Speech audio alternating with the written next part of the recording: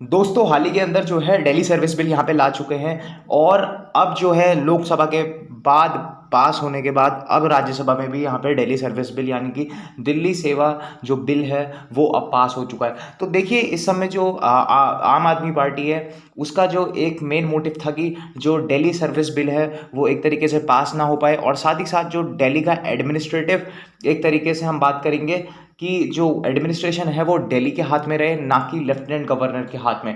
तो government of national capital जो territory of Delhi amendment bill 2023 है वो इस समय ऑर्डिनेंस जब यहाँ पे भारतीय जनता पार्टी लाई थी तो जो है कि उसके माध्यम से यहाँ पे इसको अब आगे बढ़ चुका है और अब ये बिल पास हो चुका है। तो अब जो भी एडमिनिस्ट्रेटिव जो भी ट्रांसफ़र या फिर पोस्टिंग होगी ऑफिसर्स की अब वो अब डिपेंड करता है नेशनल जो आपकी सेंट्रल गवर्नमेंट है उसके हाथ में आ चुका है। और साथ ही साथ जो पूरी पावर्स थी ट्रांसफ़र एंड पोस्टिंग्स जो भी आपके प्रशासनिक अधिकारी हैं उनकी वो अब सेंट्रल गवर्नमेंट के हाथ में है। तो बेसिकली जो यहाँ पे गृह मंत्री हैं होम मिनिस्टर अमित शाह जी ने एक बहुत बड़ा आरोप यहाँ पे जो है कि member of parliament Raghav Chadha के ऊपर यहाँ पे लगाया है कि उनने जो है कि जो भी बिल में जो भी सिलेक्शन कमेटी में जो लोग थे उनसे जो है कि उनके जो सिग्नेचर थे वो एज अ फॉर्ज करवाए हैं।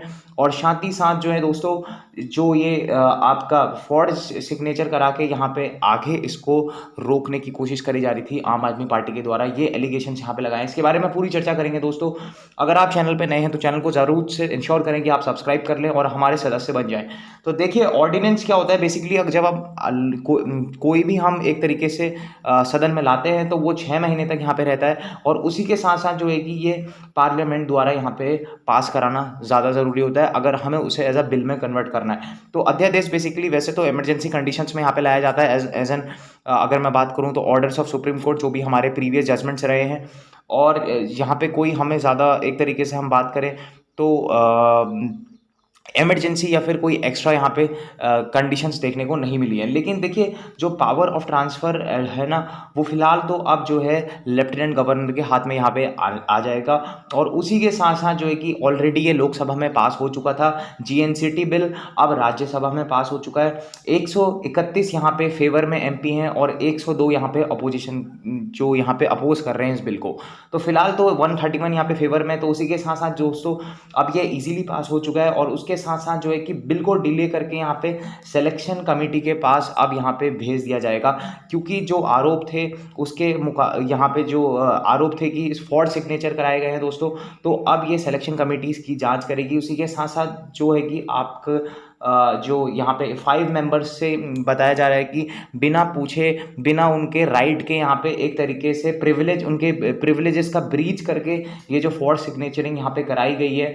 जैसे कि मैं बात करूँ तो फेंगोन एक कोनियक हैं, दूसरे नरहरि अमीन हैं, सुधांशु त्रिवेदी हैं और साथ ही साथ जो आपके थांबी दुरई और साथ ही साथ सास्मित पात्रा। तो जो आम आदमी पार्टी है उनका कहना है हमारा इसमें कोई ऐसा रोल नहीं है, हम चाहते थे कि जो डिबेटर्स हैं हम उनके साथ ये बिल को आगे डिस्कस करें ताकि एक जो है कि हमारे पास इसकी लीड आ सके। लेकिन एक तरीके से इसके ऊपर फॉर्जरी का यहाँ पे एक बहुत बड़ा आरोप लगा है। तो अभी जो यहाँ पे वाइस चेयरमैन है हरबंस सिंह जी, उनने बोला है कि हम जो है कि इसके ऊपर एक प्रॉपर जांच कराएंगे, इन्वेस्टिगेशन कराएंगे और उसी के साथ अगर इसमें राघव चड्ढा एक्यूज पाए जाते हैं तो उसी को उनके ऊपर एक सर्टेन यहाँ पे एक कमेटी बनाई जाएगी दोस्तों।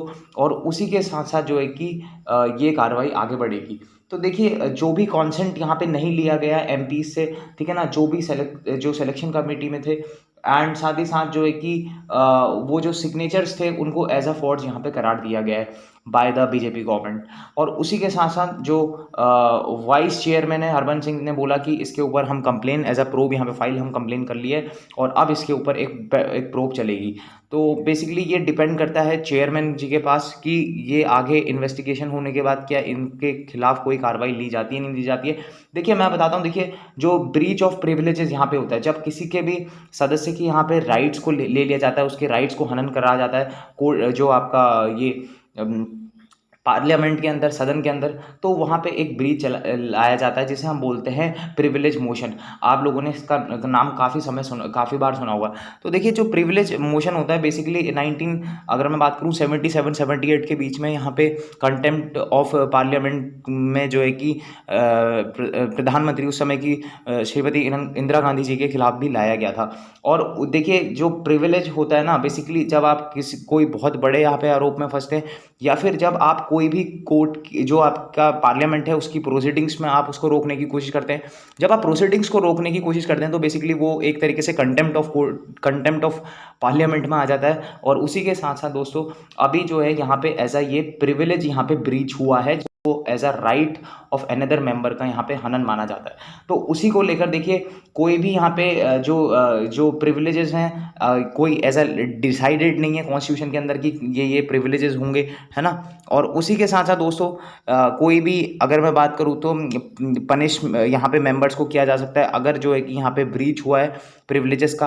कंटेम्प्ट में यहाँ पे सस्पेंशन भी हो सकता है, एक्सपल्सन भी हो सकता है, साथ ही साथ जो है कि अरेस्ट, डिटेंशन, ये सब जो है कि यहाँ पे कमेटी डिसाइड करती है जब आपका प्रिजाइडिंग ऑफिसर एज एन जो आपके प्रेसिडेंट जो आपके चेयरमैन है राज्यसभा के वो इसे ऑर्डर करेंगे। तो ये आप देख सकते हैं इंडिविजुअल मेंबर्स को। देखिए अगर अरेस्ट जो है कि नहीं हो सकते हैं 40 दिन पहले और आफ्टर। और privileges not available in criminal cases में ये नहीं अवेलेबल है, ओनली सिविल केसेस में अवेलेबल है। फ्रीडम ऑफ स्पीच यहाँ पे पार्लियामेंट में है इंडिविजुअल मेंबर्स को, तो उनके खिलाफ कोई भी कंटेम्प्ट या फिर लीगल प्रोसीडिंग्स नहीं चलाई जा सकती है। Exempted from the jury service and ये सारी चीज़ें आपको देखने को मिलती है प्रिविलेजेस के अंदर।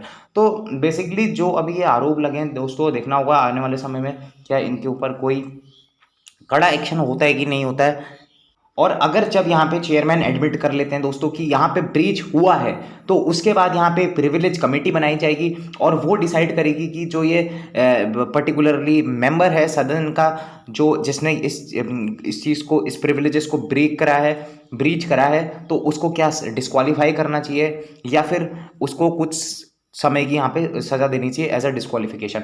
तो ये चीज़ डिपेंड करती है प्रेजाइडिंग ऑफिसर के ऊपर। और साथ ही साथ जो प्रिविलेज कमेटी अगर मैं बात करूँ विशेष अधिकार समिति, इसके अंदर 10 मेंबर होंगे और वहीं पे ये जो है डिसाइड करने वाली है। तो आई होप आपको ये लेक्चर में काफ़ी चीज़ें समझ आई होंगी दोस्तों। जल्दी जल्दी में मैंने ये लेक्चर आपको काफ़ी अच्छे तरीके से एक प्रॉपर वे में मैंने आपको समझाया। और उसी के साथ मिलते हैं नेक्स्ट लेक्चर के साथ। तब तक बाय, जय हिंद, टेक केयर।